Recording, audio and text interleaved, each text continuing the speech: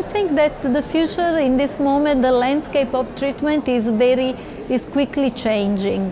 With the results we received yesterday, probably PARP inhibitor should be used at least for BRCA-mute patients in first line, but probably in 1 year we will have the results of another PARP inhibitor, not only in BRCA-mute, but in the so-called HRD-positive patient, which means patient with high-grade tumor unable to repair DNA damage.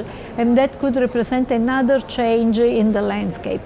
So in this view, probably PARP inhibitor will move to the first line, anti-angiogenic agent will move to the second line, and at least 6 trials in this moment are addressing how to put in the strategy immunotherapy.